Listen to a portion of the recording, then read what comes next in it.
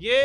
वर्तमान double engine की सरकार में पता नहीं दोनों इंजन दोनों तरफ खींच रहे हैं, उस वजह से इस आदिवासी बाहुल्य क्षेत्र को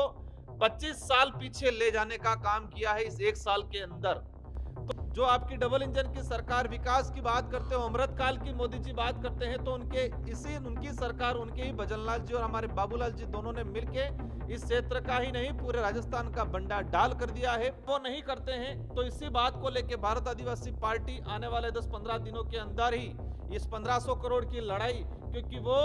राइट से संविधान के अंदर के गहलोत जी पे दबाव बनाया था और गहलोत जी ने इस योजना को शुरू किया था। जन सहभागिता योजना के तहत पूरे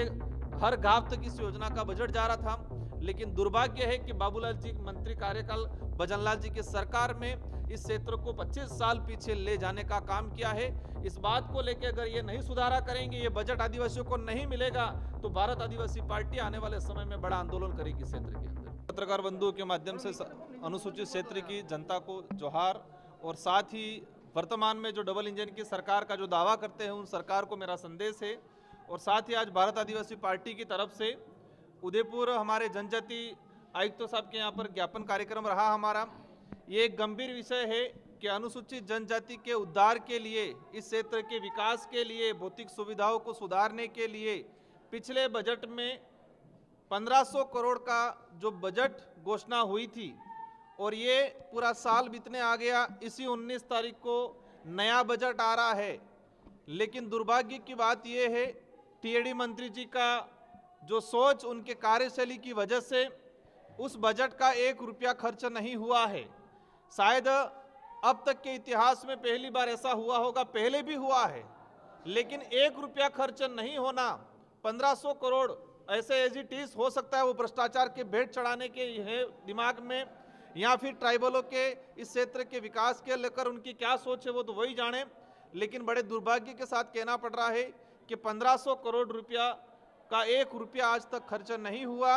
हम आदिवासी बाहुल्य क्षेत्र के अंदर देखा जाए, स्वच्छ परियोजना के तहत माँ-बाड़ियाँ चल रही है और माँ-बाड़ियों में जो शिक्षक लगा है वो उसका पेमेंट नहीं मिल रहा है। जो बच्चे पढ़ रहे हैं, पूरे अनुसूचित क्षेत्र के अंदर 90,000 के आसपास माँ-बाड़ियों के अंदर बच्चे पढ़ रहे हैं। छात्रावासों के अंदर 40-45 हजार, मतलब 1.5 लाख बच्चे आदिवासियों के, और इस सरकार में उनको भौतिक सुविधा नहीं मिल रही है, ना खाने की सुविधा मिल रही है, ना रहने की सुविधा मिल रही है, और उसमें काम करने वाले जो कार्मिक है, जो शिक्षाकर्मी है, उनको भुगतान नहीं हो रहा है। ये वर्तमान डबल इंजन की सरकार में पता नहीं दोनों इंजन दोनों तरफ खींच रहे हैं, उस वजह से इस आदिवासी बाहुल्य क्षेत्र को 25 साल पीछे ले जाने का काम किया है इस एक साल के अंदर। तो हमारी सरकार से मांग है कि इतनी